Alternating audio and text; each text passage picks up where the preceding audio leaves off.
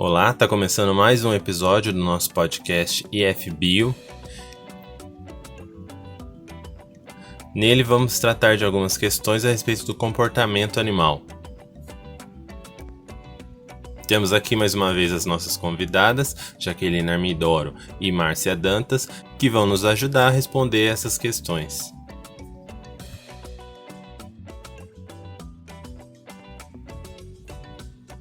Vamos às perguntas. Em suas observações, Darwin percebeu que machos de muitas espécies apresentavam características morfológicas ou comportamentais extravagantes, que não poderiam ser explicadas puramente por sua teoria da seleção natural, visto que aparentemente trariam desvantagens adaptativas aos animais que os possuíam, como grandes caudas, chifres enormes, colorações brilhantes, danças barulhentas e com movimentos ritualísticos, que poderiam chamar a atenção de predadores, dentre outros. Discorra sobre a explicação da etologia para essas estruturas ou comportamentos e qual o papel desempenhado pelas fêmeas nesse processo.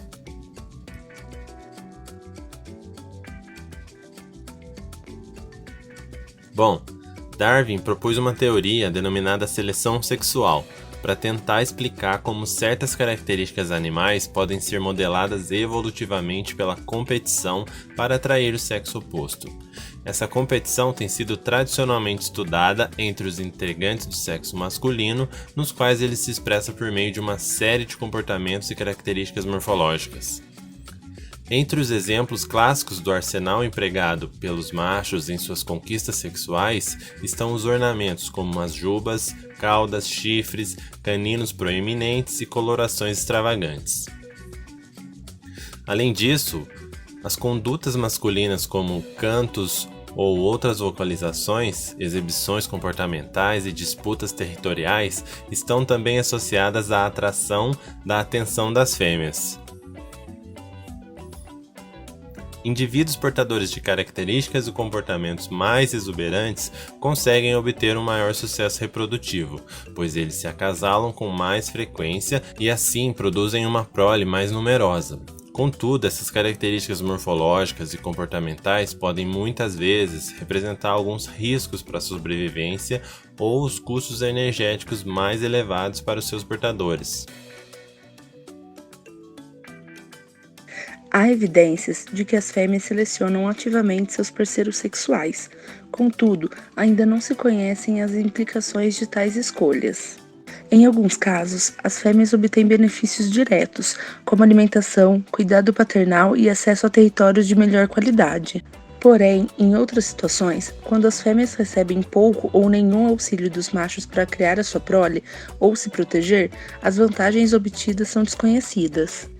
Esses tópicos são de grande interesse para os ecólogos, porém ainda há um pouco conhecimento de base genética associada às divergências no comportamento sexual de machos e fêmeas. Apesar de esse enigma ainda estar longe de ser solucionado pela ciência, nos últimos anos os pesquisadores têm procurado respostas nas moléculas diretamente relacionadas com a diferença entre os sexos, os cromossomos sexuais. Em mamíferos, os machos possuem 2 cromossomos sexuais diferentes, X e Y, e são, portanto, heterogaméticos. O sexo é determinado pelo cromossomo Y, que é herdado exclusivamente da linhagem masculina. Apesar de sua importância, o cromossomo Y representa apenas 0,38% do genoma humano, e é assim denominado porque se assemelha a uma letra Y, quando analisado sob microscopia. Um raciocínio idêntico pode ser feito para o cromossomo X. Ainda nesse sentido, por vários anos acreditou-se que o cromossomo Y fosse similar a um deserto, que conduzia apenas um gene, conhecido como SRY, do termo em inglês Sex Determining Region, relacionado com a determinação do sexo. Porém, algumas pesquisas recentes revelaram que o cromossomo Y é bem mais rico. Nos homens, por exemplo, ele possui 86 genes, que codificam 23 proteínas, muitas das quais produzem características distintivas do sexo masculino ou holândricas.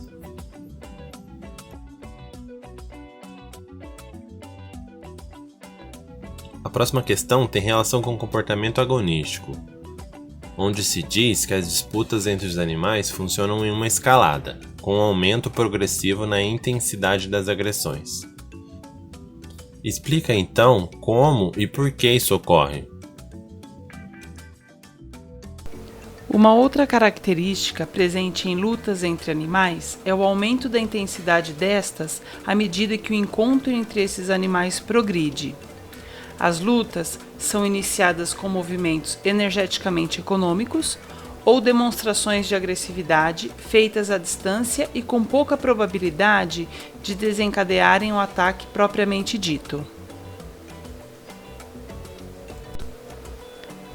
Posteriormente, ocorrem padrões de comportamento energeticamente mais dispendiosos e que envolvem contato sem desencadeamento de dano físico.